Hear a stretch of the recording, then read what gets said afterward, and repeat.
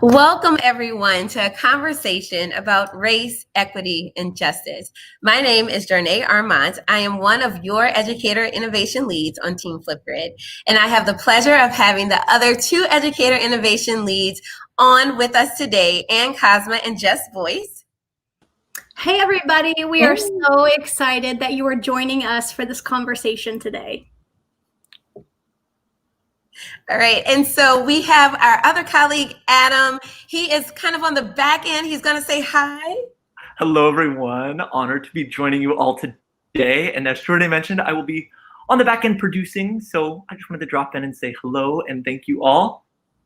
Yes, and so as we think about our purpose today, first and foremost, the conversation that we're going to have today has been a conversation that we've been having for a very long time. And it just shows that with continuous conversations and courageous conversations, we together as educators can make that lasting change that we wish to see within our schools and within our communities. And so with that being said, we have some very special panelists that have joined us for today's conversation.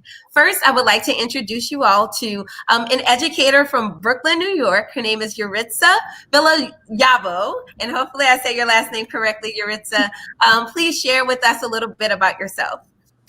So you know you didn't say my last name correctly, right? It's Yaritza Villalba. I'm from Brooklyn. I'm a peer collaborative teacher with the New York City Department of Education. I've been teaching for 10 years, and I am also president and founder of a nonprofit organization called YV Educational Resources Incorporated. Awesome. And next we have another awesome panelist who is a dear friend and mentor of mine. He is the creator of Solvent, which is one of the greatest, I would say, digital design thinking, problem solving tools out there right now. And it's Lanier. Where are you? Right here, coming from Charlotte, North Carolina. And I appreciate the intro, Jornea. You are a dear friend indeed. I am a sociologist, also educational technologist. So my background is actually in sociology, and it's real cool to see my primary area being real relevant right now. So I'm happy to be in this conversation with you. Yes, and our third panelist today is another dear friend and mentor, a voice of Tequity, a keynote speaker, and just an amazing person that I know we'll all learn a lot from today. And here's my friend Ken Shelton. Hi, Ken. Hey, so, wow, thank you for that intro. Anytime I get a keynote from now on, can I have you come with me so you could do my intro from now on? Got it. Now, what's up, everybody? I'm glad that this has got a lot of people tuned in and an important conversation. And I just want to say that I'm thrilled to see the degree of interest in having the right conversations about this particular topic and for us to all support each other in our growth going forward. So, yay. And so, as you all know, we just wrapped up a Twitter chat. And although the Twitter chat has so-called ended, it never really ends. So hop on Twitter as well, answer those questions and engage with us as we continue this conversation. To kick us off, last year during the 2019 Flipgrid live event at ISTE, Ken Shelton shared his beautiful why. And so we're going to take a moment right now to just focus in our conversation with Ken's why.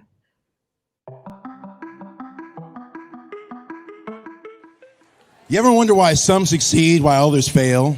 Why so many factors determine your future? Your access, your opportunity, pre-measured, predetermined, pre-colored, but not for my color. Why is success dependent on the system, not independent of the system? How can I learn in a system not set up for my success? But I digress. Sometimes my why makes a tear run, like a black teen from the blunt force of a baton, carried from generational scars, originated from afar. I was only 9 when I was given the talk.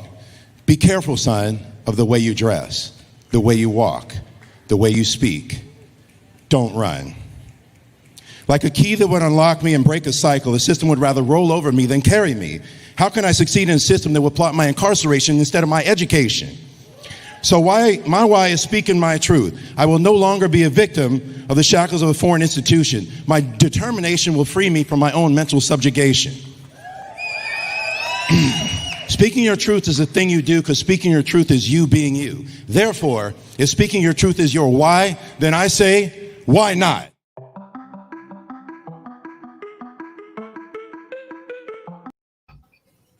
All right, I get chills every time I watch that Every video. time.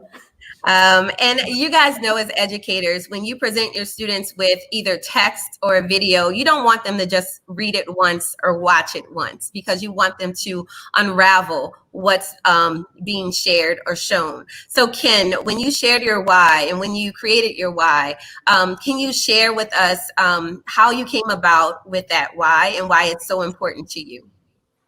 Yeah, so it's perfect you're asking that question, because part of the purpose or the design of that why, believe it or not, I got feedback and support from Lanier.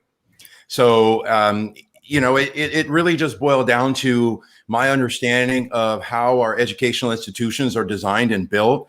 And over the course of, you know, my career as an educator and my time as a student, recognizing that some of the very systems and by design in education are meant to subjugate and deny access for those of us that are representational of historically marginalized identities. And so for me, a lot of the trauma that is induced in education is none of us being able to be our whole true selves, because ultimately our identities are not necessarily aligned with the enduring policies in education, whether it's the policies of compliance and conformity, or the policing of Black bodies, or the policing of anything that's not aligned with the dominant culture. And so for me, the why, as far as the why not aspect of the why, was, you know, we need to be our whole true selves, because ultimately, if we don't bring our whole true selves into the environments that we work and that we learn, then those environments end up suffering, and we end up suffering because we bear the burden of trying to essentially filter who we truly are. Absolutely. And I would say, for anyone on the call, has anyone ever been in a situation where you felt like you couldn't be your true self? Yeah. Right. And so for many people, that may go down to the very essence of who they are. And it really saddens me to think that there's students out there who go to institutions called school, who can't bring their true selves to school. And so with that being said, Jess is going to kick us off with our first question that beautifully translates into what we were just talking about. Absolutely. So the first question is, how do you embrace and celebrate differences specifically related to race and culture? I'm like, who wants to go first? I'm going to say how you don't do it. You don't create, you know, a parade.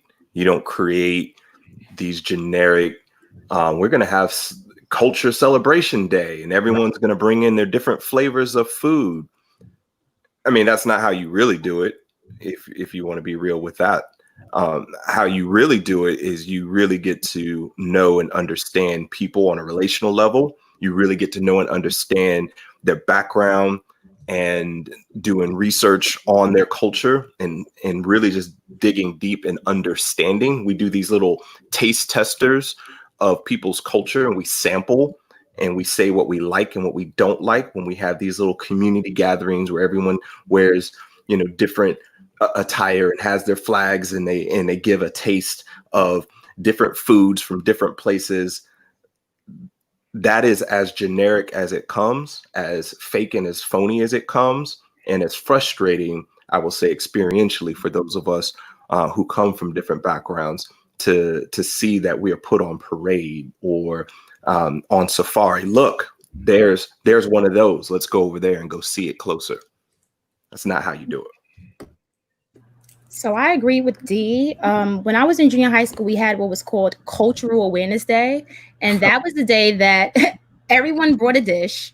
Everyone, you know, wore their flag. And it was just literally one day out of the year. I believe the best way to celebrate race and culture is by inclusion, right? And that's literally include everyone in the curriculum, include everyone in your lesson plan. When I think about different mathematical problems, I'm always stuck on the fact that it's not relevant to our students. So if you have a mathematical problem and it discusses apple picking, and I'm a kid who has never been apple picking, I'm going to forget about the rest of the equation or the rest of the problem and only focus on the fact that I can't understand or imagine what apple picking looks like. I believe that celebrating race is knowing who your students are. It's about allowing students to incorporate themselves in the equation. So you may be a teacher who you don't know how diverse your students are. Allow them to share that with you, and then it becomes a celebration because you're acknowledging that there are differences within your classroom. So I'm going to actually break it down a little bit further because those I agree wholeheartedly. Dee, what you talked about is what I call performative diversity. Let's do the multicultural day, and then now we're diverse, and now we've done it, and then that's it. And unfortunately, I've seen time and time again how those days actually are, well, they're two things. So real talk. One, they're performative for those that identify as not racist whites to feel comfortable about themselves because they're doing the whole diversity day thing. And then two, they actually can be trauma inducing because, and here's a short story, and then I'm going to go back to answering the question. At my last school, I worked with students to put together a booth for their ethnicity and their cultural identity. And they brought in foods that they eat all the time at home. And of course, if it's a food that's not aligned with the dominant culture, it's called an ethnic food. And so what ended up happening, and it's food that I've had before and I actually love, but what ended up happening is many of their classmates were like, oh, that food stinks or it doesn't look appetizing. And so again, it turned into a trauma-inducing experience. But I think the key to this question is to understand the differences between race and culture and then the intersectionality between those two. So first of all, race, as for those of you listening, race is socially constructed. And if you want to do a Google search, you go do a Google search for Gomes Ins de Zurara, and you will see that Portuguese nobility and the age of exploration and the justification for colonialism was a catalyst for the creation of race to justify the subjugation of non-white peoples. Now, when it comes to culture, you have to keep in mind that part of the embracing of culture is first understanding your own culture. What is your cultural identity and how does that shape your view of the world, your perspectives on the world, your interactions with others? And then in turn, as an educator, when you recognize and understand what your cultural identity is, where there are things that you benefit from and then there are things that you don't benefit from, how do you dismantle the biases or the what is called the implicit biases, which are the social cognitive biases you have, that exist to essentially place a hierarchy on differences in your culture. When you understand that culture is a byproduct of everything that we do, whether it's the food we eat, the music we listen to, the clothes we wear, the interactions we have, our speech patterns, our vernacular, our concepts of things from success to pain, the concepts of even love and affection, when you understand those more wholeheartedly within yourself, it helps you better become more responsive to those when they are different.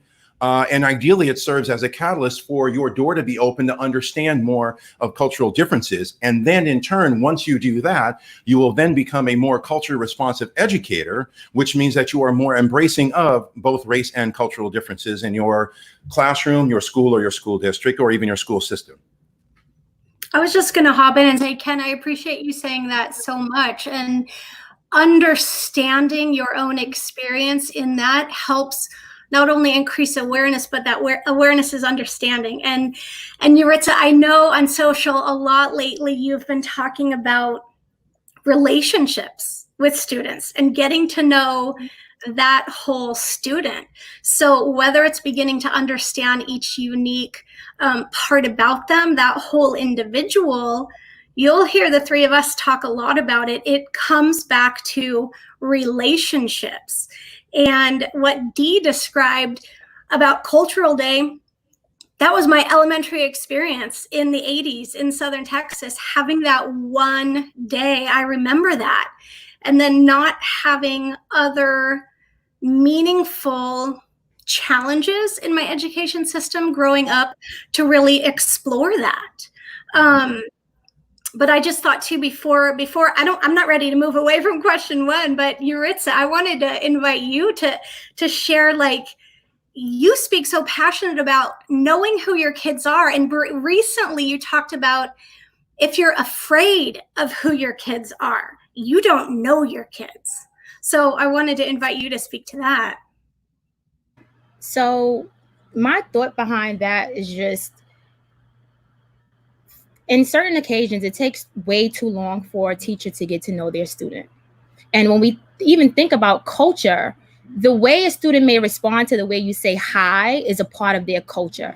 And some teachers, I believe, shut down, right? So that first day experience, you've allowed that to now change how the rest of the year might have been with that kid, not acknowledging if that kid had a bad day or how they may speak around the community that they live.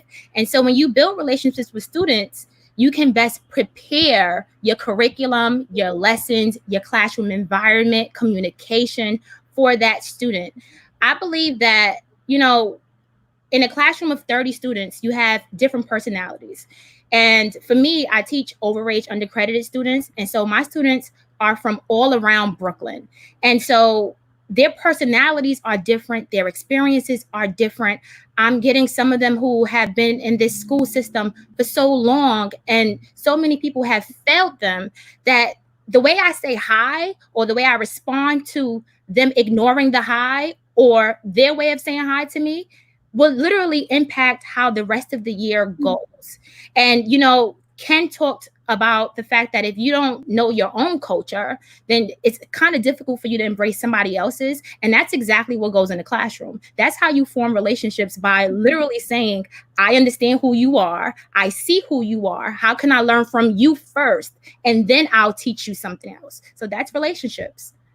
Yeah, so you're getting all the right now. Yeah, you hit a lot of great points with what you just said. And I know during our Twitter chat, educators were sharing some actionable items, some things that they've either implemented within their own classrooms and schools right at the beginning of the school year, or even before students enter your classroom, to start building those relationships and truly getting to know a student for who they are. And so some of those things that were shared in the Twitter chat was as simple as students sharing their names and a little bit about their communities and their families, so that you can start understanding what it is like to be that student and what that student may have as barriers within themselves and within their communities as well. And so with that being said, does anyone else want to add to this part of the conversation before we move on to question number 2? Real quick, just thinking on this very concept, and part of what Ken said of how traumatizing it can be for anyone who is outside of the dominant culture to have to put themselves and their culture on display for others' consumption, right? And thinking about that being a literal reality, but also considering, well, what would it look like? Because this is rarely done, at least I've never seen it, if more white students are asked to dive in deeper and to explore their whiteness. What is your culture? What is your background? Can you go far enough into your heritage so that when you explore, so then therefore when you display who you are, you have a deeper and fuller understanding of yourself as an immigrant into this country and what other background in which you have. You do not have the right to just claim a generic whiteness and to call this land your own. That is not true. So how does that affect an entire classroom experience if other communities of other cultures recognize that that is a reality that is now being put on full display? Awesome point, Dee. And I think that's an awesome strategy too. I know we always say, take a walk in someone else's shoes or see things through someone else's eyes. But once again, it's very hard sometimes to look within if there is a horrible history, right? Especially in America, we know what the history is, and for far too long we've put that on the side because it is tough to talk about those things. But recently, I actually read an article about a local high school teacher who had a student who was a descendant of slaves and a student who was a descendant of the slave owner within that community in the same classroom, and having these conversations around this time right now, and how much the teacher learned about the students and some of the things that they brought to the school, especially knowing the backgrounds. And so I think, once again, as educators, not only it is our job to teach our students, but also to be listeners and learn from our students. We're all in this learning space together called the world, right? Before we go to the next question, I wanted to just share, because Jornea, you just brought up an important comment and idea that we need to be mindful of, and that is the whole concept of walk a mile in someone else's shoes. So, it's something that recently I've actually had a complete mindset shift on, and that is the fact that we have to understand the limits of empathy and compassion. And it is not enough to say, well, just walk a mile in my shoes, especially if you can take those shoes off at the end of that mile. And ultimately, the default should be an understanding of humanity and understanding and embracing of our differences, not to you having to share my experiences is not necessarily going to make you more informed of my experiences. It might give you a deeper understanding of some of my opinions and perspectives on those things, but ultimately it still has its limitations. So I think for everyone on this call and everyone who is in the audience, I think it's important for us to recognize that empathy and compassion have their limitations, and that what we really want to look at and default to, if you will, is embracing our individuality and our differences, and looking at those as the equivalent of the mirror, or the window or the sliding glass door, which I talk about this all the time, is mirrors, windows, and sliding glass doors. And I do want to stress that comes from Dr. Rudine Sims Bishop at The Ohio State University. And that even right there is a byproduct of how we silence the marginalized, because if you don't cite your source, then ultimately that source becomes silence. And so I think for us, it is important to recognize that there are limitations to empathy and compassion, and that if we default to the humanity of us as individuals and then our contributions as a collective society, a collective group in society, that's going to be the way towards gaining deeper levels of understanding. And hey, I wanted to hop in too. Ken, I've heard you talk about that before. And so for folks on the call who aren't familiar with the window or the mirror, the window, the sliding glass door, could you reframe what that is for folks to understand real quick? Yes, and thank you. So ultimately, every child's experience in school should be aligned with those three metaphorical concepts. So the mirror, I should see myself reflected in the curriculum from an authentic voice. And, for me as a Black male, my mirror shouldn't only be, well, there was slavery and you were enslaved and your ancestors were enslaved. And then we had the civil rights thing that was, Rosa Parks on a bus and Dr. Martin Luther King Jr. And now here we are. There needs to be more depth and detail to it, and it has to be represented from an authentic voice. Okay, so there's the mirror. The more I see myself reflected in a curriculum from an authentic and positive perspective, the more I'm going to develop a deeper understanding of myself and have the confidence and the wherewithal to be able to contribute more effectively. Once you do that, then you get into the windows, which means that I am exposed to figures, texts, reading, stories, experiences that give me a window into a cultural identity of someone who isn't aligned with mine. And then every once in a while, ideally, those experiences will turn into the sliding glass door where I can enter myself into that world and imagine what it's like being that particular person.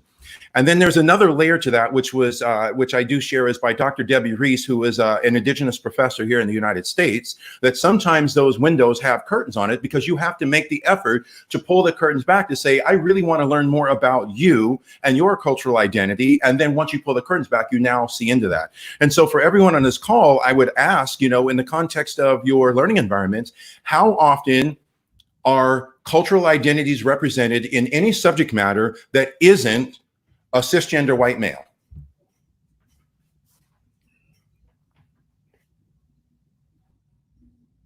I mean, that's a tough question because we know the answer, right? We know the answer. And I appreciate you explaining those again.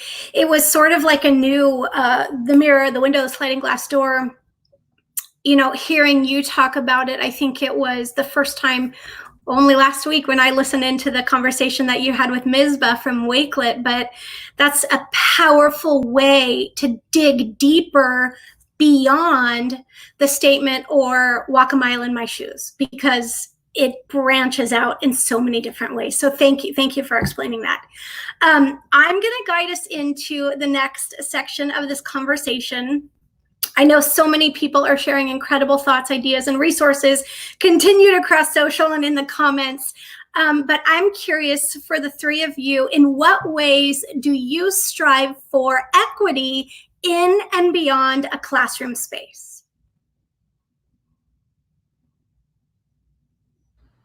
So I'll touch on it first. So we're now engaging in distance learning or remote learning, right? Even though there's like no real definition for distance learning or remote learning. And what a lot of my students are dealing with now is the fact that when we began remote learning, they didn't have access to technology. And this isn't new. It didn't just happen because remote learning occurred or because COVID. It literally happened because this is how they've been living their lives, right? There are no resources in our communities. And so when we think about equity, as a teacher, what comes to mind is I have to provide different avenues and different ways that my students can now have access to myself, technology, or even content. And one way that I did that was by just switching up what I gave students. So I still had the same expectations, which is for students to exceed beyond any kind of expectations I have. So if I say that your work is excellent, I need you to be beyond excellent. And I created PBL tasks or project-based learning tasks that involved my students. Instead of me having them research presidents, right? That's not culturally relevant to my students. We only had one Black president. And so I needed students to now go beyond that and figure out who are the unsung heroes? Who are these people that no one teaches about? Who are these people who are forgotten in our history books? And what I learned is, with equity, you have to involve students. I figured out unsung heroes that I've never heard of before. Reese Taylor. I've never heard of Reese Taylor before. I've never heard of actors and actresses in Hollywood who actually wanted to enter the war to show that they were more patriotic than those who were already fighting in the war. And so when we think about equity, we have to think about allowing students to show you what they're capable of and allowing everyone else to be able to see it. I believe in equity should be where every kid has the opportunity to show their best. And we do that by giving resources to everyone, right? So prior to remote learning, and even now, we still know that districts and states get their funding based off of property taxes. In my community, I live in Bedford-Stuyvesant. I live literally close to Roosevelt projects.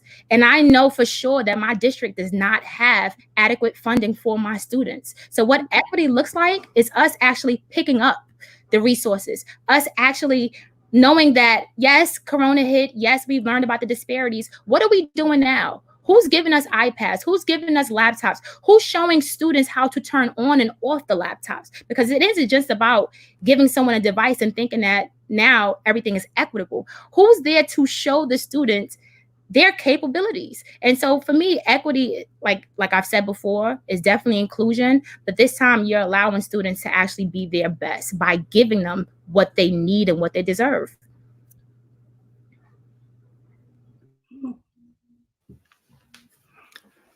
That's just word. I think we're all silent because we're all taking it in and we're all participants and we're all also just admiring one another in the different responses. So my current role is I am no longer in the classroom, but I am a coach and a mentor to tech coaches and instructional coaches. And so that's my primary role and how I operate. For me, it's kind of like either bringing good news to some or being an agitator to others, because it's the same consistent message. When you think about equity, and I know Ken is just waiting for his chance to bring in the coin phrase of tequity, but when considering equity, first of all, the questions I like to ask, the questions that I had to ask as a classroom teacher, first, who are my students? Like, who are they really? And so it harkens back to the very first question of how do you really get to know our kids? How do we understand not only their background, but what's going on at home? How do we really get to know our kids? So who are our kids? What do they need? And then how do you know? Or in other words, how do you find out? And so us being anthropologists of our students and their experience, I think, is what is our call as educators. But also, I would say that it is a major call of ours to consider what is our own background and our own sense of bias. Because for some of us, it doesn't take much imagination to consider what our kids need in comparison to what is being provided, because their backgrounds look a lot like ours. But for others, it takes a ton of imagination. And for some, it is so not like what they know or understand. They got to do some really, really, really deep investigative work to understand the gaps between what they think their kids have, what they think their students have access to, what they think their students' home life is like, whatever it may be, and really get to know those things. So yes, definitely in this COVID situation and remote learning, that has been highlighted on a huge level. So yeah, I mean, this I'm looking at the chat, and there's a lot of great commentary in the chat. What I will share a couple of things. So one, how do we define equity? And so for me, I define equity as simple as access and opportunity. And so what type of access are we providing students, and what type of opportunities are a direct result of that access? And as Dee mentioned, I use the word tequity all the time. And to me, tequity is aligned with my stance that you cannot have an equitable learning environment that is absent of technology, period. Many of us who are of a particular generation who were limited to the types of research we could do and the information we had access to. Well, that information was often filtered and sanitized. And so we were not provided access and opportunity to a broad range of representations that would be aligned with the research that we were doing, particularly when I was in high school. And so to me, tequity is looking at the intersectionality between technology and equity, that when you do that, and you provide culturally relevant and culturally responsive learning experiences to students, it can help support their growth of their essential skills, as well as being able to be aligned with what I shared earlier, which is the mirrors, windows, and sliding glass doors. But I do want to put this out for the audience as I'm looking at their comments here. And again, it's to me, it's part of us. Learning is dynamic and not static, ideally, for all of us. And so one of the things, there's a graphic that I use in one of my talks that I'm sure many of you have seen, where it shows, it juxtaposes equality, where there's a fence of a baseball game and the boxes are distributed to where all of them have a box for equality, but not all of them can see over the fence. And then you do a redistribution, equity, where the shortest child can see over the fence because they have the most boxes, and then the next one and the next one, but they can all see over the fence. What I want to challenge everyone on this call is, what systems and structures are in place that require the need for equity in the first place?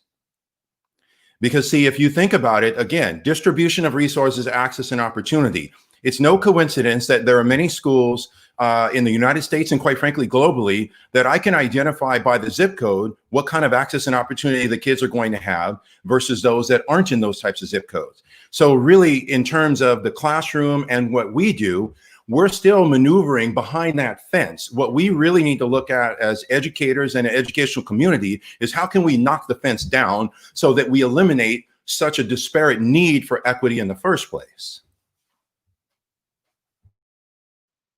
I love so many people in the comments saying, tear down the fence. We don't need a fence. That's what I was just going to say.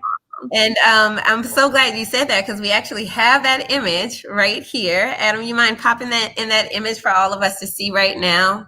And so this was just a resource online of equality, equity, which Ken was just sharing how the students are on different levels of boxes so that they can see, but you can see that there is a barrier there.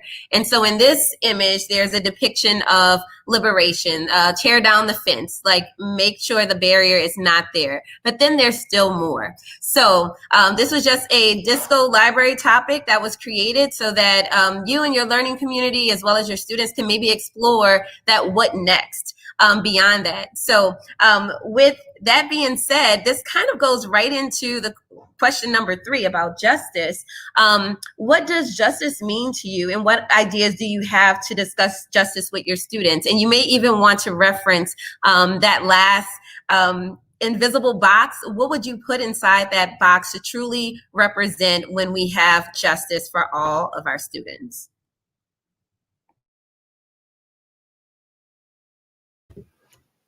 This one's heavy because I recognize we're having this conversation primarily around education and educational space, but I think that we absolutely cannot have this conversation devoid of the larger social conversation that's being had right now. And it's really around combating injustice in multiple institutions. So first, to draw a connection point and then to talk about it specifically in education, I would say, so justice is making a wrong right. It's not just treating someone fairly. It is recognizing when unfairness has happened and punishing those that are responsible may, be used in some circles, or removing the power from those who have misused and have abused that power in the past, and giving to those who have been offended and have been victimized, giving them something as a help to, because I'm stumbling on words, because there's no complete restoration if something has been completely stripped or an abuse has happened. But justice is not just saying we're not going to do that anymore. It's we need to do something that tries to make that situation right, so to speak. And when you think about it in education, a lot of what I think we're starting to see happen are this curriculum and content being completely changed, and making books like Stamped from the Beginning, the Jason Reynolds remix edition, part of a standard curriculum, right? That's not just saying we're going to start telling the story different. We're going to start telling the story that should have always been told. We're going to apologize for the ways in which we have violently and purposely and intentionally victimized you. We're going to do that, and we're going to, it's connected to the equity conversation, because it is a lifting up, because you have been beaten down and we were the perpetrators of beating you down. For me, if you guys watched the George Floyd funeral and you paid attention to what Al Sharpton said, he said, we're not looking for a handout. We just want you to move your knees off of our necks. And so when I think about justice, I think about how much could be accomplished if you just take your knees off of our necks, right? So prior to being enslaved, Africans were kings and queens and pharaohs, and they learned mathematics, and they knew how to tell time. And these are still the same qualities that African Americans have today, and Africans and people of color all over the world still have today, right? Because this is a part of our culture. We are scientists, we are mathematicians. And so if you allow us to show you how great we are, we can be. And I believe that that's justice, right? And so when I think about my classroom and I think about the expectations that I have for students, a few days ago, someone had interviewed me and they asked me, like, what would it be like to be in your classroom the first week? And I said, oh, the kids dislike me the first week, because the first week, I am probably the teacher that's the hardest, right? So when you come in thinking that you're going to learn about this white president and you're going to learn about things that the textbook covers, now I have to teach you something that's not in the textbook, something that's going to be very difficult for you to Google, and something that's going to allow you to now use your hands to make it. I'm going to now assess not how you memorize something, not how good you are at passing a standardized test, but how can you connect this with real world applications? How can you now problem solve, right? When we think about these grassroots organizations that have been created in our neighborhoods, they've come about because there were problems in the neighborhood. If anyone else knows the problems, it's our kids, because some of them are living in the center of the problems. Some of them can tell you exactly what happened yesterday, right? I don't need a Citizens app. My kids are the Citizens apps.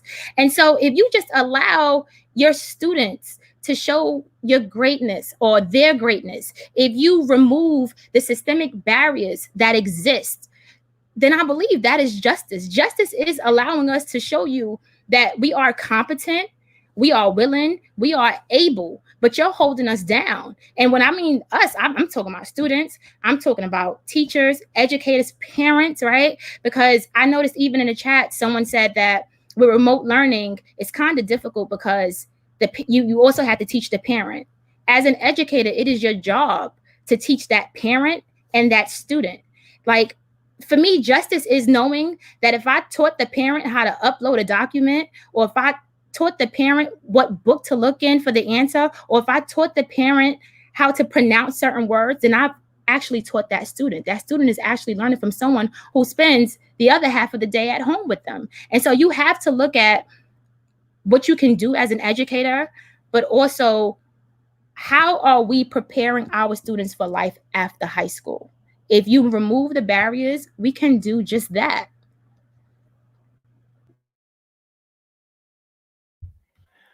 All right.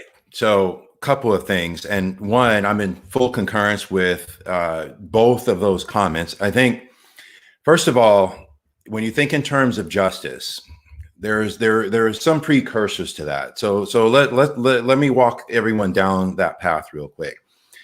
In order to have justice, the conditions have to be the following. There has to be an acknowledgement of what's unjust. You have to name it in order to address it. So there has to be an acknowledgement of what's unjust. And that's where a lot of educators and quite frankly, a lot of our social structures get stuck is this idea around, well, if I don't say it and if I don't acknowledge it, then I don't have to address it. So you have to acknowledge what's unjust, okay? Then you have to go through the process of reconciliation and redemption. You have to reconcile with the fact that you either have been the beneficiary of or participatory in a systemic structure that is unjust. It doesn't make you a bad person. It means that you understand that unwillingly, in some cases, you were participatory in that. And this goes into the whole idea around where Dr. Kendi and even Dr. Angela Davis have juxtaposed the idea that there's either racist or anti-racist. There's no such thing as not racist. And anyone who says I'm not racist and wants to grasp onto that, then ask them to define what does it mean to be not racist? Because I can define racist and anti, but I'd like to know what does it mean to be not? So then there's that. Now, when you get to the justice aspect, as it pertains to all of us as byproducts of a democratic society, education, and even within the context of our students, whether it's kinder all the way through higher ed, is what are we doing to ensure that any system that is in place that creates a hierarchy is dismantled? So, for example, standardized tests, I got news for everyone. They're designed to create a hierarchy. And it's something that was brought up by a very close friend of mine in a previous webinar. So there's a couple of things. One, it's no coincidence that schools in certain zip codes that have certain access to financial resources, usually property taxes, perform better on standardized tests. They are racist by design and designed to create a hierarchy. Now, with that being said, what I want to share with everyone on this call when it comes to standardized tests is, did you all know that there are questions put on standardized tests that are not part of the score? And what they do is they look at the schools and then the demographic of the students to take those tests. And if you're above a certain socioeconomic status and you get that question correctly, guess what? That now ends up on the test. Okay. So when it comes to justice, it's looking at, analyzing, and identifying pathways towards dismantling anything that can create a hierarchy, whether it's a hierarchy around race, around gender, around ability, around language, all of those things. And if you look at many of our educational systems that are currently in place, they are unjust by design. Can I go in just real quick? Because you guys brought straight heat on that, and considering, okay, so if you recognize, same thought of racism, someone saying that they're not a racist versus them saying I'm anti-racist, same sort of thing. We got to deconstruct these terms and consider, well, what is justice? Well, we know what injustice is, and we know how injustice is supposed to be rectified. It's supposed to be something that is, as Ken said, fixed. It's supposed to be fixed. So again, by analogy, and Yaritza, I would definitely agree, it's not it is get your knee up off my neck, as Al Sharpton said, but also you got to pay me damages for the damage that you have done. And so how that can look in education system is literally, this is my thought, it's if you built those walls purposely and intentionally of inequity, then you are fired from that role and someone else is hired in order to bring about true education. And that is justice for all of those in the community that have been impacted by that injustice. And so considering injustice is an offense. And then so therefore it has to be rectified. And so that also means put it on blast some educators that have been, some have been not subtle and some have been not unintentional. Some have been very intentional in their abuse of power and have been creating emotional trauma and have been purposely stating things that are false about kids and their backgrounds, and they need to be fired. And some of those that create these standardized tests, the standardized test system needs to be fired. It has been proven to be completely ineffective, and culturally biased. So it needs to be fired. That's justice. Justice is then saying that needs to be replaced with something which is effective. So that was my one little riff on that. Awesome. And going right off of that, we actually have a question in the comments from T-Von, and he said, how can I teach students to seek justice? Teach them how to problem solve. Justice, to me, it's all about finding what the problem is and creating a solution for it. So for me, I know that the problems that exist right now in society, no one really has a definite answer to how to solve it. And we don't, because everyone is only relating how to solve that problem based off their own experience. And so when you have a community who's experienced something totally different from each other, you will never really get to solve that problem. Ask your students, what is it that they see in their communities that's tearing their communities apart? And sometimes it's actually the organizations and the bodegas and the stores that now the government is now giving so much money to remodel, right? Gentrification. So the kids know what the problem is. Have the kids present that problem.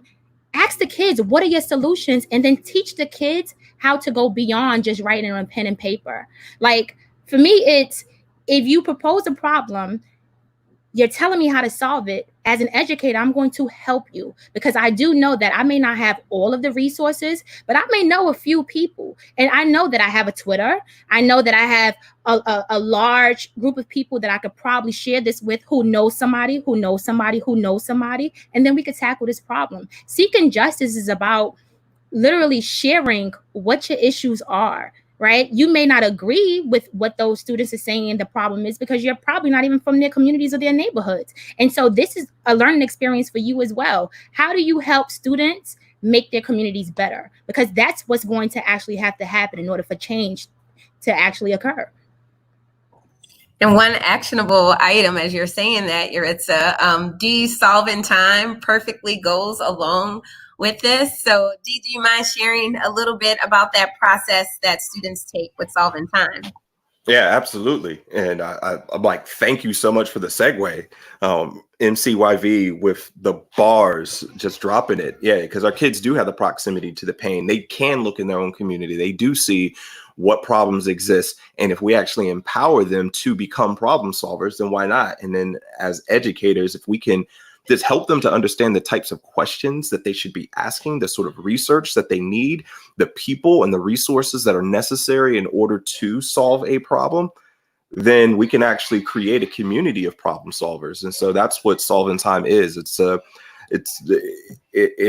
problem solving process broken down into a gamified experience, if you will. And so it's a deck of cards, and it leads kids and adults through a problem solving process, where then they also have that agency at the end to creatively share whatever that solution is.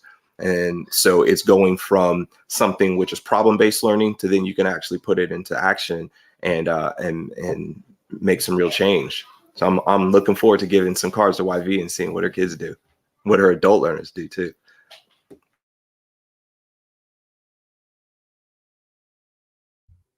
Can I share a quick story with that question? So, to the point that the comments that were just shared, so I'm going to share with the audience an example of how do we seek justice for our students. So, at one of the previous schools that I worked at, one of the things that I did with the students, and this is aligned with my stance on essentially the difference between student voice and student empowerment. Student voice, to me, still centers the responsibility and be the gatekeeper of the teacher rather than helping students actualize their own voice and use it for self-empowerment, among other things. So at one of my previous schools, one of the things I looked at, because it's not as common now as it was when I first started teaching. And the whole idea was, if you work in a historically marginalized or economically oppressed neighborhood, the whole idea was get an education so you can get out of your community. And I remember telling my students, because what I taught then was math and art, and my big pitch for them was math and art are like first cousins. Okay, so let me make that connection to start. And what we ultimately did, and of course, if I had Solvent time, I would have used it back then, is I said, I need you all to understand that part of your learning experience and self-actualization is not so you can get out of your community, because that's placing a value on your community by somebody who doesn't live in your community. What I need you to do is be able to be an effective contributor to your community, identify challenges that exist in the community and how we can solve them. So when it came to seeking justice, here was one example. So that community here in Los Angeles is a historically redlined community. And it was also a community, which thankfully I say was a community that was identified as a food desert. So anyone who's on this call that doesn't know what a food desert is, it's an area, a geographical area of a city of which you generally don't have access to healthy food. Okay. And this is where we can get into the whole conversation around healthcare and health rates and stuff. I don't want to talk about the individual who has health challenges until we look at what systemic access do they have to healthy food in the first place. So with the kids, what we did was we combined math and art, and ultimately we looked at the entire community. We looked at the available space on each block. And I said, what we're going to do is we're going to maximize the available space and then incorporate art and design for you to design the equivalent of garden plots that you would then build to put in the community that would not be an eyesore in the community. They would blend within the natural decor of your community, and they would be aligned with the community cultural identity. So that's an example of how we support students seeking justice, because one, I incorporated math and art, it solved a problem in the community, and it also was a thing that was a sustainable solution to a problem in the community. If you can't get a business to put a healthy food store in your community, then guess what? Let's work so that you're empowered to grow your own healthy fruit and vegetables in the first place.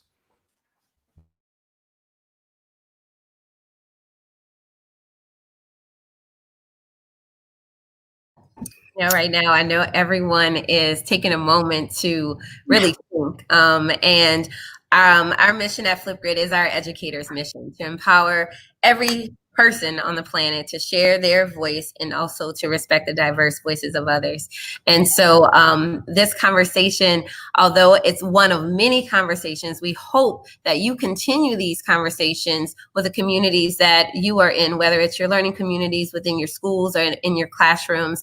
Invite your families and people within your community to be a part of these conversations as well as you seek justice inside of your school and for your communities. And so Anne has some words for us so that we can know where we can find these resources that we're sharing today. Yeah, so the friends who have joined in, thank you for joining in. And as Jornea mentioned, this is an ongoing conversation. So if you just got started today, please continue. And if you are looking for a playback of this conversation, it will be available immediately on demand here on the Facebook page as well as the YouTube page. And you're able to watch it right away, again, immediately if you want. And those of you who did register to join in, we will be sending out the resources that are mentioned today to everybody who registered, and of course, share the link back to this post. But if you want to bring everybody's photograph back up, Adam, I was just thinking, I know we all took a moment after that, and my mind is spinning in the best way. And my goodness, from hearing the idea of moving out of the way and don't being that gatekeeper. How do we empower our students not only to ask those questions, to solve those problems, talk, do, create, share? The work is before us and it begins, and it resonated with me so much about empowering our students and empowering their voices, and really, really, truly leaning in and opening yourselves to listen, to hear stories, to widen your perspective, to learn about the contrasts and the beauty that comes from that, and that new perspective. What do you do with it? But as educators, I think something that's a similar within our own heartbeats is we are here to empower our scholars. And my gosh, I'm so thankful that the three of you joined in for the conversation today, and the idea that the conversation does not end today. We talk about that when we do professional development, but this is a conversation as humans, as educators, as friends, as a community. This conversation must continue. And I just want to thank you for sharing transparently and vulnerably and in real, raw, honest, amazing, insightful, unique ways. So thank you. And so to wrap us all up, I would love for each of the panelists to just give final words for today, and we'll end it with that. And to everyone who is watching today, thank you for being a part of this conversation with us. We will see you on social media, and stay connected. All right, who's gonna leave us with some words?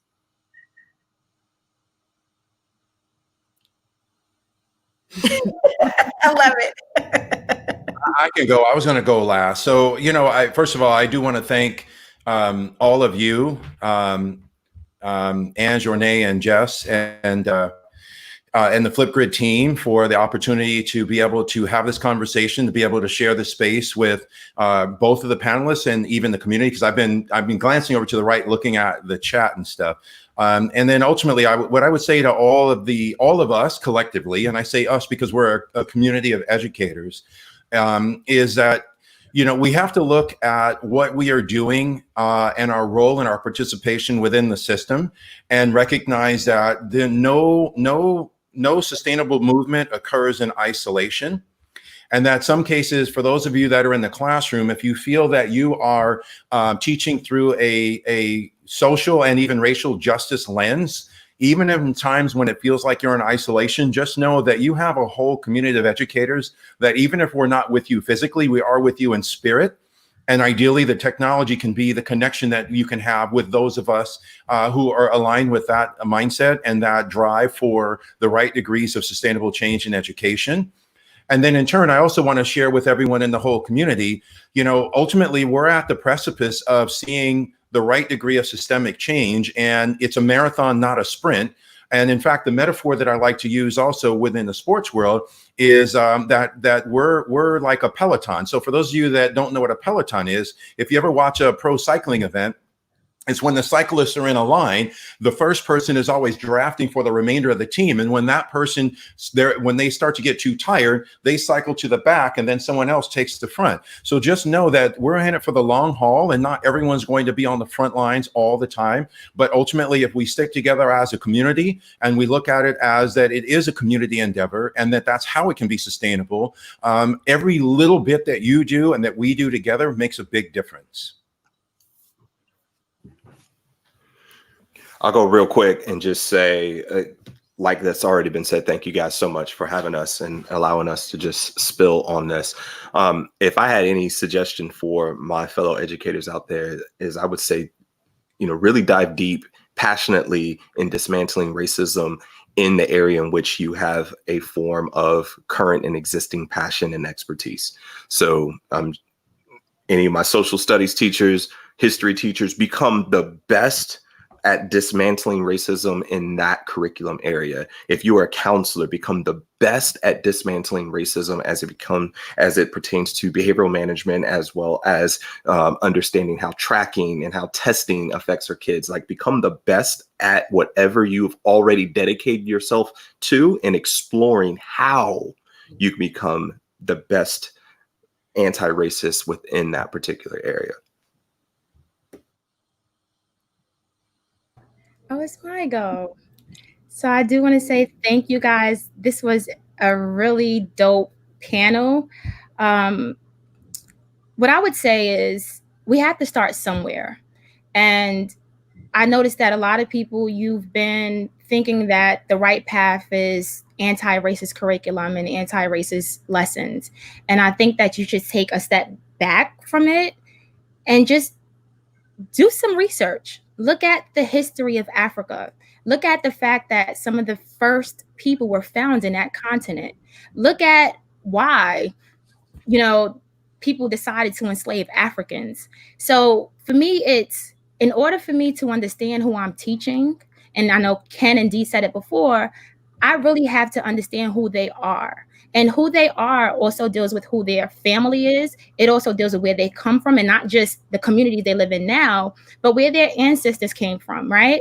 And so students don't want to constantly be reminded of their trauma.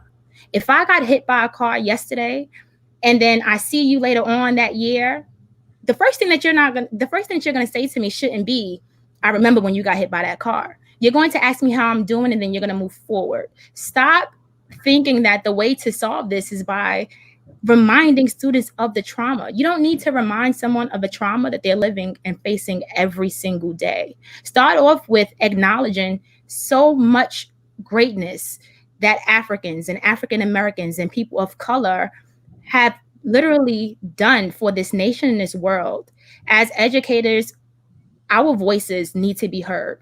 And like Dee said before, especially for the history teachers, this is our time now to take advantage of, and I'm going to say this, the vulnerability of the nation, right? So this is a time now where you probably haven't said no to curriculum before that was designed by someone who hasn't been in a classroom in 50 years. This is the time to now say, I'm not going to teach this because these are the students that I met.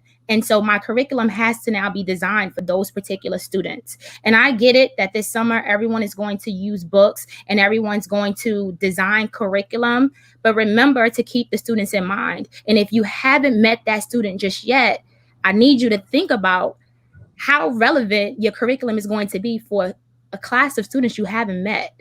Take a step back, give yourself a chance to understand the kids, give yourself a chance to meet the kids, and then you can design something that's specifically tailored to the individual and unique needs of each particular student. Awesome. Amazing. So with that being said, we just are here to support you in all that you do, and go forth and empower every voice.